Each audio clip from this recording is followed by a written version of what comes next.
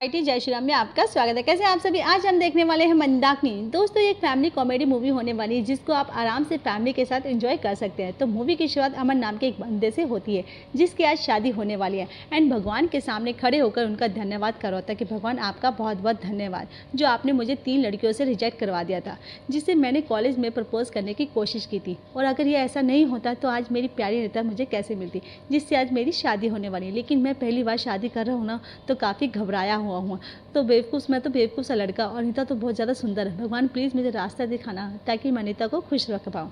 दोस्तों, इस तरह वो अपनी मन की बातें भगवान से कर रहा होता है। तो वहाँ पर अनीता का भाई उन्हीं आता है जो अमन से कहता है कि देखो प्यारे जीजू, मैं हूँ ना आपके साथ, हर चीज़ में आपकी मदद करूँगा ताकि मेरी बहन को आप खुश रख पाओ। फिर दोस्तों, बड़े धूमधाम से अमन और अनीता की शादी हो जाती है। परिवार वाले इस शादी से काफ़ी खुश होते हैं और दुआ भी दे रहे होते हैं कि इनकी जोड़ी हमेशा सलामत रहे। लेकिन दोस्तों, ये जोड़ी कब तक सलामत रहेगी ये तो हमें पता चल ही जाएगा। हर तरफ सभी खुशियाँ मना रहे होते हैं। दूसरी ओर उन्हीं अपने कज़न सूरज और अंकल के साथ यहाँ शराब का बंदोबस्त करा होता है ताकि आज के दिन सारी थकान वो बड़े आराम से शराब पीते हुए निकाल पाएँ। इसके बाद पूरी बारात शादी के हॉल के लिए निकल जाती है ताकि वहाँ सभी पेट पूजा करके सके, और उसके बाद बारात वाली बस में उन्हीं सूरज और अंकल के साथ शराब के मज़े ले रहा होता है, क्योंकि ये सारे ना एक नंबर के शराबी लोग होते हैं।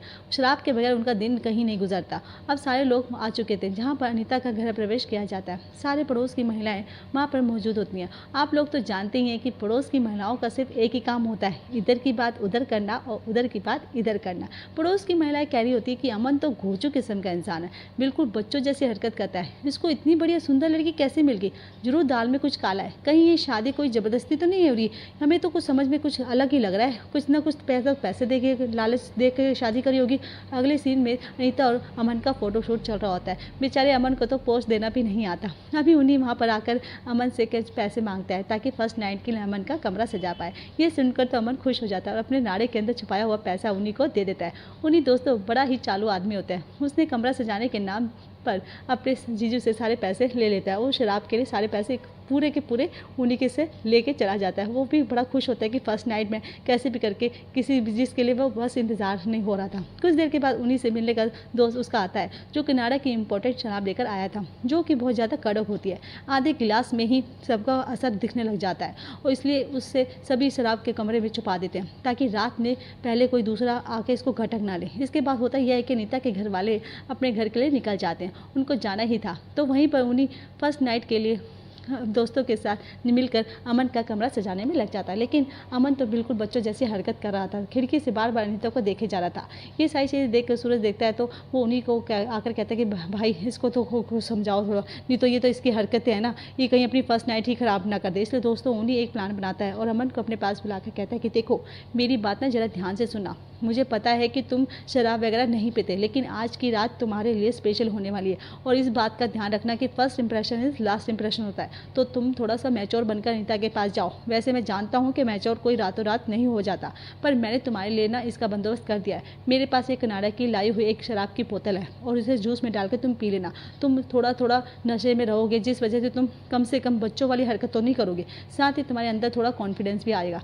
यार मैंने सूरज से कह तो दिया, उसने जूस में शराब मिलाकर किचन में रख दिया, उसको जाकर बस पी लेना। बस दोस्तों फिर क्या था, फर्स्ट नाइट एंजॉय करने के लिए अमन चला जाता है। इधर जहाँ उन्हीं ने सूरज से कहा था कि जूस में थोड़ा शराब मिला देना, बल्कि उसका वो उल्टा कर देता है। सूरज को क्या करता था उसको ये नहीं पता होता था, वो शराब ज़्यादा और जूस कम मिला देता है और उसकी वजह से शराब ज़्यादा चली जाती है और उसमें जूस गिलास रखा हुआ था दिखाई देता है, जो कि बिल्कुल नॉर्मल जूस दिख रहा था। क्योंकि दोस्तों शराब वाला तो किसी ने पहले ही गटक लिया था, अब नॉर्मल जूस को ही शराब वाला मानकर पीने के बाद वो अपने अनीता के कमरे में जाता है। अनीता का मिजाज उसको थोड़ा सा अजीब लग रहा होता है। अनीता ना तो शर्मा रही होती है और ना ही वो ठीक से बैठी होती है। अमन के आते ही उससे सवाल करने लगती है, क्या तुम कभी किसी लड़की के साथ रिलेशनशिप में आए थे? बेचारा मन जिसे प्रपोज किया उसकी हरकत की वजह से सभी ने उसको रिजेक्ट कर दिया था। इसलिए वो अनीता से कह देता है कि नहीं, मैं तो सिर्फ कोई किसी लड़की को नहीं करा, सिर्फ तुम ही मेरी ज़िंदगी में पहली बार आई हो। अनीता कहती है तुम झूठ कह रहे हो, रुको मैं तुम्हें अपने बारे में बताती हूँ। मैं सुजीत नाम के बंदे से प्यार करती थी, हम दोनों रिलेशनशिप में भी थे, लेकिन उसने मुझे धोखा दे दिया और मुझे छोड़कर चला गया। मैं उससे मिलना चाहती हूँ। ये सुनकर बेचारा मन में ही मन हैरान हो जाता है, ये क्या अनीता, ये क्या हो गया, इसको क्या हरकतें कर रही है। तो बेचारा फर्स्ट नाइट मनाने वाला था, उसको तो पोपट हो गया था दोस्तों। अब उसका ध्यान वहाँ रखे गिलास पर जाता है जिसके अंदर जूस खाली था। ओहो, ये देखने के बाद अमन को सारी बात समझ में आ जाती है कि अनीता ने गलती से वो शराब वाला जूस पी लिया। वैसे अमन के लिए बनाया गया था और इसलिए अनीता ऐसी हरकतें करी थी। अब अमन उन्हीं के पास जाकर उसको सारी बातें बताता है कि भाई साहब ये सारा कुछ उल्टा हो गया। उन्हीं भी हैरान था कि वो गिलास अमन के कमरे में आया तो आया कैसे। तब सूरज कहता है कि मुझे डर लग रहा था कि कहीं किचन से कोई गिलास कोई दूसरा उठाकर ना ले जाए, इसलिए मैंने उनको अमन भैया के कमरे में रख दिया था। मुझे क्या पता था कि वो गिलास भाभी पी जाएगी, उसमें तो मेरी थोड़ा गलती है। अरे ये सुनकर उन्हीं और अमन दोनों पर परेशान हो जाते कि क्या करे, इस गधे सूरज को तो भेज दिया था हमने, ये क्या काम करके आया उल्टा। अनीता के पास जाते हैं जिसने तो तमाशा कर दिया था, शुरू कर दिया था। वो दोस्तों पूरे घर में लोगों के सामने कह रही थी मुझे सुजीत के पास जाना है, सुजीत के पास जाना है, मुझे उससे जवाब चाहिए, उसने मुझे धोखा क्यों दिया। एंड इस चीज़ से पूरे घर वाले हैरान भी थे और परेशान भी थे कि रात को ये हो क्या गया, समझ ही नहीं आया था। खैर चल क्या रहा, सुजीत के बारे में पूछता है कि अनीता कहती है सुजीत और मैं कई दिनों तक रिलेशनशिप में थे, हमारा रिलेशनशिप बहुत अच्छा चल रहा था, हम दोनों अक्सर घूमने भी जाया करते थे। और दोस्तों वो सारी बातें जो उनको नहीं करनी चाहिए थी, शराब के नशे में वो सब कुछ कह डालने लग जाती है। तब अमन उनकी माँ अनीता को रोकते हुए कहती है बस बस रुक जा, हमें तेरी ज़्यादा प्रेम कथा नहीं सुनी और कोई अनीता के माता पिता को बुलाओ, यहाँ पर हमें उसे अभी जवाब चाहिए। और उन्होंने हमारी अपनी बेटी को पहले क्यों नहीं पूछा ऐसा सब कुछ। अरे क्या हो गया। वो उनके माँ बाप भी वहाँ पर आ जाते हैं और पूछते हैं कि तुम्हारी बेटी तो ये क्या करिए, पूछो। मुझे सुजीत के पास जाना है, मुझे सुजीत ने मुझे धोखा क्यों दिया। वो बार बार नशे में यही बातें करती ही जा रही थी और ये क्या सुजीत के साथ चक्कर चल रहा था, तो आसपास भी ये बात फैल जाने की वजह से उनकी काफ़ी बदनामी हो रही थी, इसलिए उन्होंने अनीता की शादी अमन से करवा दी थी।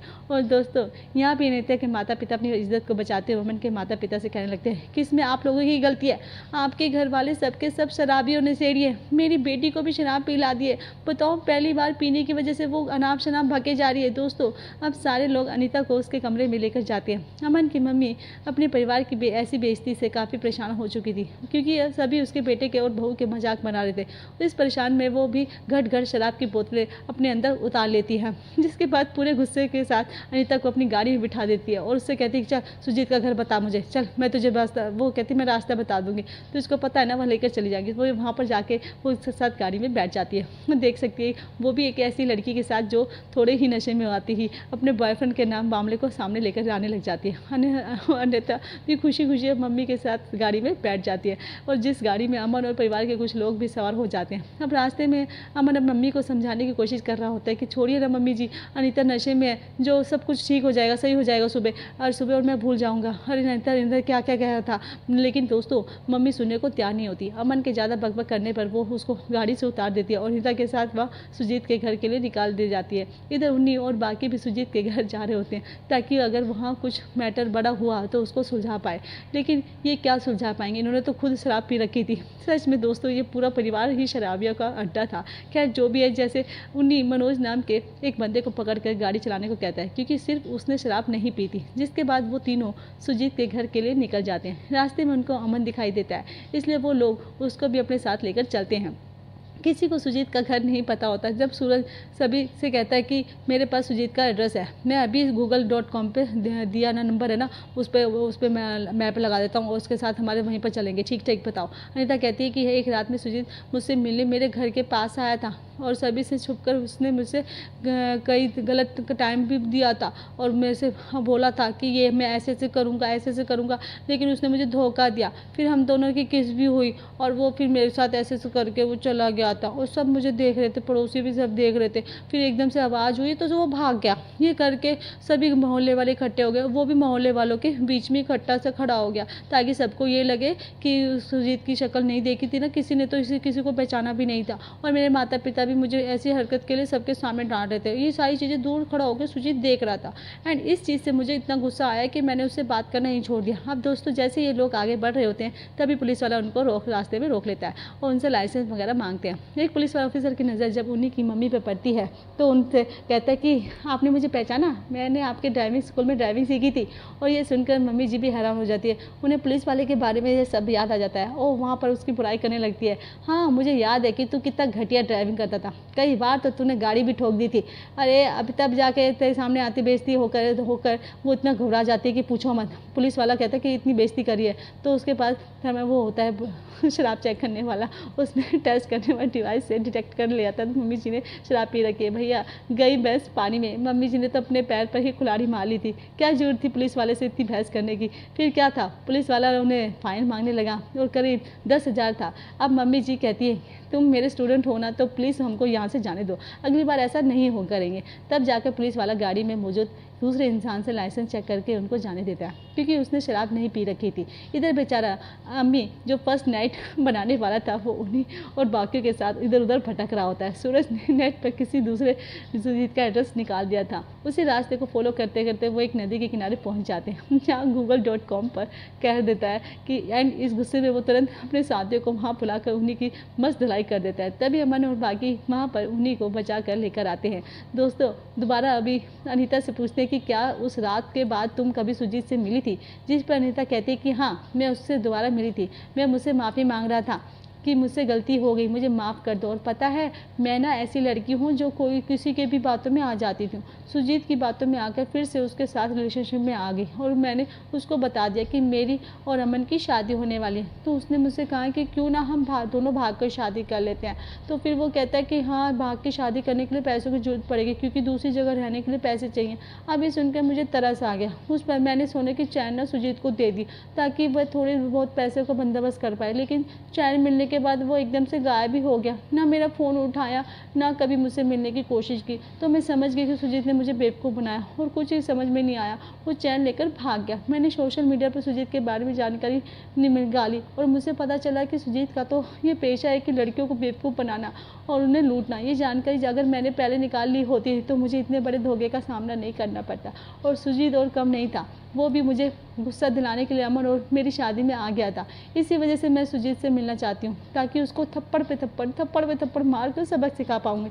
अब ये सुनकर मम्मी जी उसकी बाकियों को समझ आ जाता है कि अनीता सच कह रही थी। वो सिर्फ सुजीत से इसलिए मिलना चाहती है ताकि उसको सबक सिखा पाए, ना कि वह अभी भी सुजीत को पसंद करती है। साथ ही उसने अमन से अपनी मर्जी से शादी की थी, किसी के दबाव में आके नहीं की। इसलिए मम्मी जी कहती है कि ठीक है बेटा, चलो सुजीत के पास जरा उसको दिखाए कि इसके बाद सारे लोग मिलकर सुजीत के घर पहुंच जाते हैं। सुजीत अनीता को सामने देखकर फिर से ड्रामा शुरू कर देता है। पता है तुम्हारे जाने से मैं अभी बहुत उदास हूँ, लेकिन दोस्तों ये मम्मी जी की उसके हरकत को जान चुकी थी, इसलिए उसको एक लात मारती है, वो किक मारती सूरज वहाँ जाके गिरता है। फिर उसके बाद अनीता भी अपने बदला लेते हुए सुजीत का गाल पर गरम जड़ देती है।